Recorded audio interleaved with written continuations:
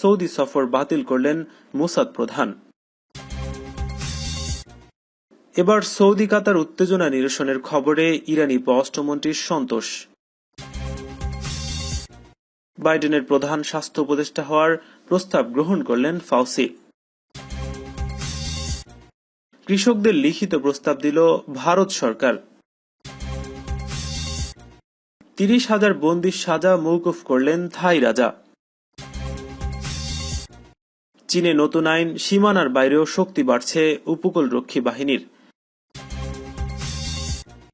এবং সর্বশেষ থাকছে করোনা মহামারী নিয়ে আশার বাণী শুনালেন বিশ্ব স্বাস্থ্য সংস্থা প্রধান। ইয়েমেনের ইরান সমর্থিত শিয়াপন্থী সশস্ত্র সংগঠন হুতিকে নিষিদ্ধ তালিকাভুক্ত করতে যাচ্ছে যুক্তরাষ্ট্র।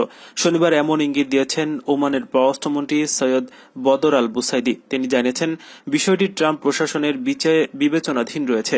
রোববার এক প্রতিবেদনে খবর জেনেছে যুক্তরাজ্যভিত্তিক সংবাদ মাধ্যম রয়টার্স। সৈয়দ বদর আল বুসাইদি বলেন, হুতিকে সন্ত্রাসী গোষ্ঠী হিসেবে তালিকাভুক্ত করার সম্ভাবনা নিয়ে ওমানের সঙ্গে আলোচনা করেছেন যুক্তরাষ্ট্রের মধ্যপ্রাচ্য বিষয়ক শীর্ষ কূটনীতিক। যুক্তরাষ্ট্রের পক্ষ থেকে বিষয়টি তোলা হয়েছে বলে জানান ওমানি মন্ত্রী। সৈয়দ বদর আল বুসাইদি বলেন, আমি মনে করি না যে এই সংঘাতের একটি প্রধান পক্ষকে এ ধরনের ক্যাটাগরিতে ফেলে দেওয়া এবং তাদেরকে আলোচনার টেবিলে না আনার মধ্যে কোনো সমাধান রয়েছে। 2015 সালে ইয়েমেনের সৌদি সমর্থিত প্রেসিডেন্ট মনসুর হাদিকে উচ্ছেদ করে রাজধানী দখলে নেয় ইরান সমর্থিত হুতি বিদ্রোহীরা। উদ্ভূত পরিস্থিতিতে সৌদি আরবের রাজধানী রিয়াদে নির্বাসনে যেতে বাধ্য হন হাদি।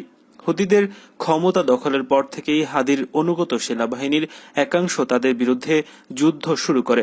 2015 সালের মার্চে হুতি বিদ্রোহীদের বিরুদ্ধে মিত্রদের নিয়ে যুক্তরাষ্ট্রের সহায়তায় অপারেশন ডিসাইসিভ স্টর্ম নামে সামরিক অভিযান শুরু করে সৌদি আরব ও সংযুক্ত আরব আমিরাত।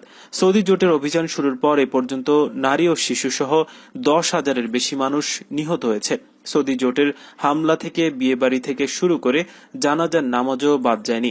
গত মাসেই জাতিসংঘ সতর্ক করে বলছে, বিশ্বে কয়েক দশকের মধ্যে সবচেয়ে ভয়াবহ দুর্ভিক্ষের কবলে পড়ার অনিবার্য ঝুঁকিতে রয়েছে ইয়েমেন। অবিলম্বে ব্যবস্থা নেওয়া না হলে প্রাণ হারাতে পারে লাখ লাখ মানুষ। জাতিসংঘের মহাসচিব অ্যান্তোনিও গুতেরেস এমন সতর্কতা দেন। ইরানের বিরুদ্ধে সর্বোচ্চ চাপ প্রয়োগের অংশ হিসেবে ইয়েমেনের হুতি বিদ্রোহীদের বিরুদ্ধে এমন পদক্ষেপ নিতে চায় ট্রাম্প প্রশাসন। তবে ত্রাণ কর্মীদের আশঙ্কা, এ ধরনের পদক্ষেপের ফলে দেশটিতে জীবন রক্ষাকারী সহায়তা সামগ্রী পৌঁছানো আরও কঠিন হয়ে পড়বে। সেখানকার পরিস্থিতি আরও বাজে রূপ নেবে। ফিলিস্তিনের 13 বছর বয়সী এক কিশোরকে পেটে গুলি করে হত্যা করেছে ইসরায়েলি সেনারা।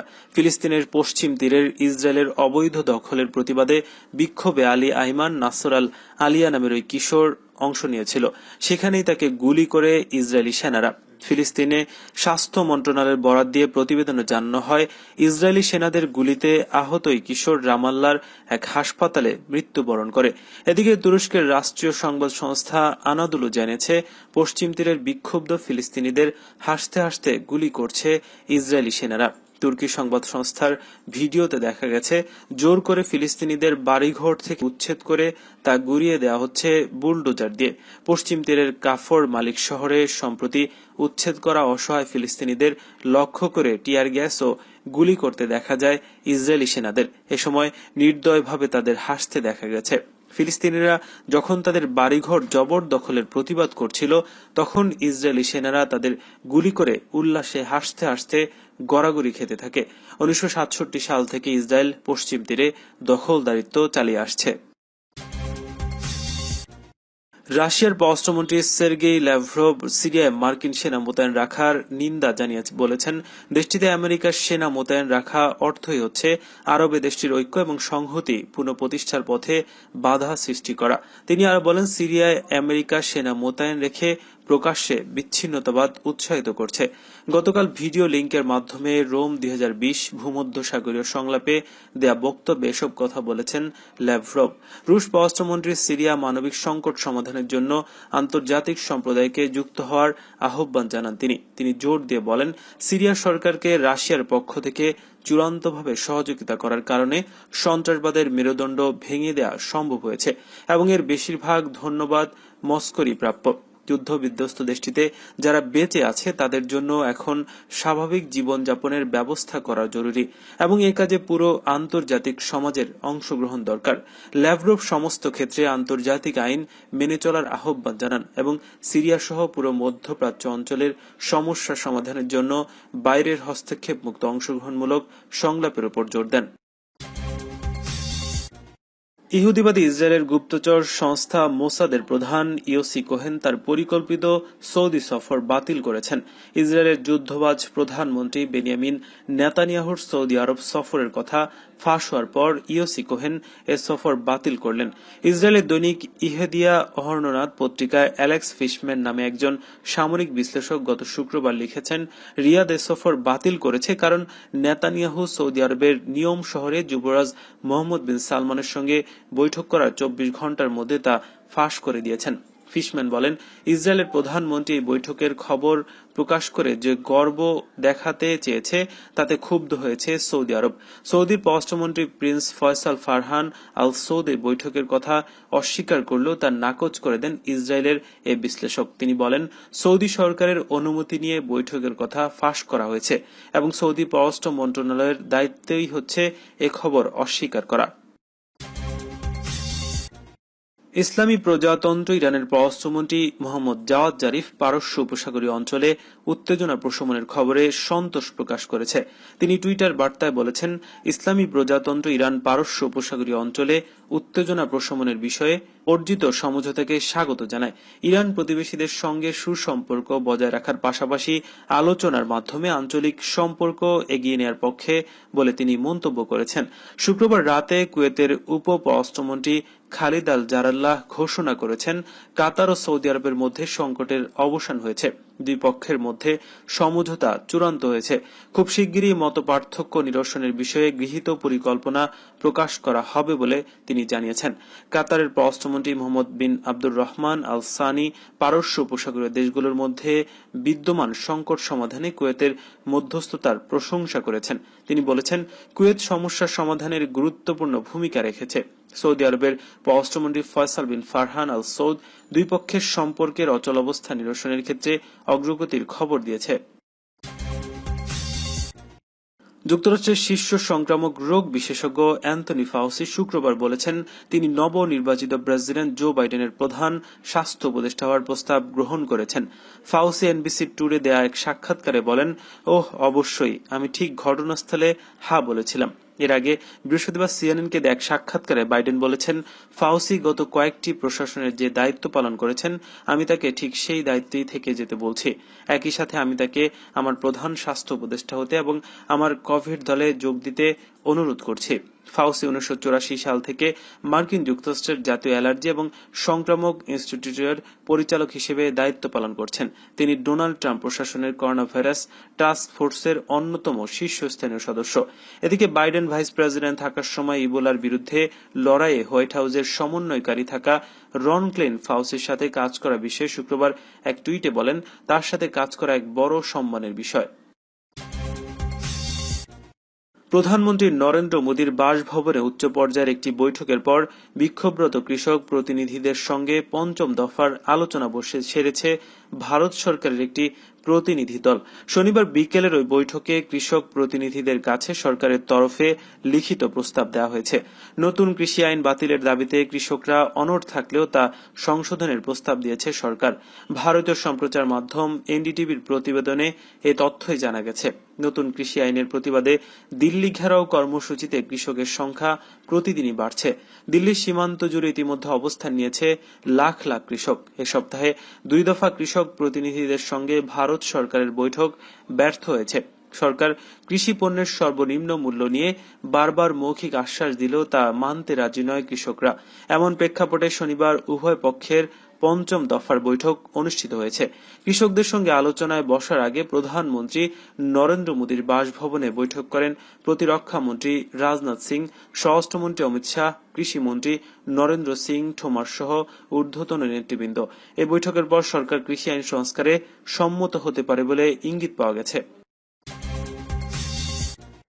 প্রয়াত থাই রাজা ভূমিবল আদুল আজিজের জন্মবার্ষিকীর প্রাক্কালে কমপক্ষে 30,000 বন্দীর সাজা মওকুফ এবং আরো 2 লাখ বন্দীর সাজা কমিয়ে দেশটির বর্তমান রাজার পক্ষ থেকে একটি ডিক্রি জারি করা হয়েছে। রাজ পরিবারের পক্ষ থেকে শুক্রবার এই ঘোষণা দেওয়া হয় যে শনিবার বাবা ভূমিবলের জন্মবার্ষিকী উপলক্ষে থাইল্যান্ডের বর্তমান রাজা মহা ভাজিরলঙ্কন বন্দীদের সাজা মওকুফ এবং কমানোর এই ডিগ্রি জারি করেন। ব্যাংকক পোস্ট জানিয়েছে, সাজা কমানোর এই তালিকায় সাংবাদিক সুরায়ুথ সুসাইজিন্থা রেড শার্ট নামক বিক্ষোভের নেতা নাথাউত এবং সাবেক বাণিজ্য মন্ত্রী বুনসং রয়েছেন। 2000-এর দশকে সংবাদ ভিত্তিক এক অনুষ্ঠানের বিজ্ঞাপন থেকে প্রাপ্ত আয়ের বিষয়ে তথ্য জানাতে তার এই সহকারী ব্যর্থ হয় চলতি বছরের শুরুতে সাংবাদিক সুরাতকে 8 বছরের কারাদণ্ড দেওয়া হয়েছিল। সাবেক প্রধানমন্ত্রী থাকসিন সিনাত্রা ও তার বোন আরেক সাবেক প্রধানমন্ত্রী ইংলাক সিনাত্রার সমর্থনে রাজনৈতিক কর্মকাণ্ডের জন্য কারাদণ্ড ভোগ করেছেন রেড শার্ট বিক্ষোভের নেতা নাথাউত। এছাড়া ইংল্যান্ড সিনাত্রা যখন প্রধানমন্ত্রী তখন ধানের ব্যবসা অনিয়মের সঙ্গে জড়িত থাকার জন্য অভিযোগে সাবেক বাণিজ্য মন্ত্রী বুনসংকে 48 বছরের কারাদণ্ড দেওয়া হয়েছিল। দেশটির কারাগার কর্তৃপক্ষের দেয়া হিসেব অনুযায়ী বর্তমানে মোট 3,44,161 জন বন্দীর মধ্যে 2,47,557 জন তাদের সাজা কমানোর জন্য আবেদন করার যোগ্য বলে বিবেচিত হবেন। চীনের উপকূল রক্ষী বাহিনীর জাহাজ ঝাওঝো ক্লাস কাটারকে দেখতে খুব সাদামাটা মনে হতে পারে, কিন্তু 12,000 টনের এই জাহাজ বিশ্বের সবচেয়ে বড় উপকূল রক্ষী জাহাজ। অনেক মার্কিন বা জাপানিজ বিধ্বংসী জাহাজের চেয়েও এটি এগিয়ে। এই জাহাজে 2টি হেলিকপ্টার রাখার ব্যবস্থা রয়েছে। শুধু তাই নয়, এই জাহাজে হালকা ভারী অনেক ধরনের অস্ত্র বহন করা যায়। চীনে এই ধরনের 2টি জাহাজ ব্যবহৃত হচ্ছে। একটি দেশটির পূর্ব উপকূলে মোতায়েন হয়েছে এবং অন্যটি অর্থাৎ CCG-3901 জাহাজটি 2017 সালে প্রথমবারের মতো দক্ষিণ চীন সাগরে টহলের জন্য মোতায়েন করা হয়েছিল। সাম্প্রতিক সময়ে চীনের জলসীমায় বিভিন্ন দেশের সঙ্গে বেইজিং এর প্রতিদ্বন্দ্বিতা বেড়ে গেছে। বিশেষ করে চীন ছাড়াও আরো বেশ কিছু দেশ দক্ষিণ চীন সাগরের বিতর্কিত এলাকাকে নিজেদের বলে দাবি করে আসছে, কিন্তু চীন শক্তভাবেই পুরো পরিস্থিতি নিয়ন্ত্রণ করে আসছে। খুব শিগগিরই CCG-3901 জাহাজটিতে আরো সামরিক সরঞ্জাম অন্তর্ভুক্ত করা হবে। গত নভেম্বরে চীন একটি খসড়া আইন প্রকাশ করেছে। এর মাধ্যমে উপকূল রক্ষী বাহিনীকে অতিরিক্ত ক্ষমতা দেওয়া হয়েছে। ফলে চীনের দাবিকৃত অঞ্চলে অন্য কোনো দেশ অবকাঠামো নির্মাণের চেষ্টা চালালে তা ধ্বংস করতে পারবে উপকূল রক্ষী বাহিনী। একই সঙ্গে এলাকা থেকে বিভিন্ন দেশের জাহাজকে অন্যত্র সরিয়ে দিতে পারবে চীন। জরুরি পরিস্থিতিতে শত্রু জাহাজে গুলি চালানোর ক্ষমতা দেওয়া হয়েছে এই জাহাজকে। 1 দশকের বেশি সময় ধরে চীনের আশপাশের সাগর সীমায় দেশটিকে তার প্রতিদ্বন্দ্বী এবং শত্রু দেশগুলোর সঙ্গে রীতিমতো টিকে থাকার লড়াই করতে যাচ্ছে। করোনা ভাইরাস ভ্যাকসিনের পরীক্ষার ফলাফল ইতিবাচক, তাই বিশ্ববাসীকে এই মহামারী সমাপ্তির স্বপ্ন দেখতে আশার বাণী শুনিয়েছেন বিশ্ব স্বাস্থ্য সংস্থার মহাপরিচালক Tedros Adhanom Ghebreyesus. Corona vaccine বন্টনের বিষয়ে তিনি বলেন, অবশ্যই খেয়াল রাখতে হবে ভ্যাকসিন পাওয়ার ক্ষেত্রে ধনী ও শক্তিশালী দেশগুলো যেন দরিদ্র দেশগুলোকে অগ্রাহ্য না করে। ভ্যাকসিনগুলো অবশ্যই বিশ্বজুড়ে পণ্য হিসেবে সমানভাবে ভাগ করতে হবে, বেসরকারি পণ্য হিসেবে নয়। না হলে অসাম্যতা আরো বৃদ্ধি পাবে এবং কিছু মানুষ আরো পিছিয়ে পড়বে। গত শুক্রবার ইউএন জেনারেল অ্যাসেম্বলির প্রথম উচ্চ স্তরের অধিবেশনে অনলাইনে তিনি এসব কথা বলেছেন। টেড্রোস বলেন, গোটা বিশ্ব যদি এই মাত্রার অন্য কোনো সংকট এড়াতে চায় তাহলে প্রাথমিক স্বাস্থ্যসেবায় বিনিয়োগ জরুরি। দ্রুত প্রাথমিক স্বাস্থ্যসেবার ভিত্তিকে শক্তিশালী করে তুলতে হবে। তিনি বলেন, ডব্লিউএইচওর অ্যাক্ট অ্যাক্সিলারেটর প্রোগ্রামটি দ্রুত সঠিকভাবে ভ্যাকসিন বিতরণের জন্য। ভ্যাকসিন সংগ্রহ এবং সরবরাহের জন্য অবিলম্বে $4.3 বিলিয়ন প্রয়োজন। এছাড়া 2021 সালের জন্য আরো $23.9 বিলিয়ন প্রয়োজন।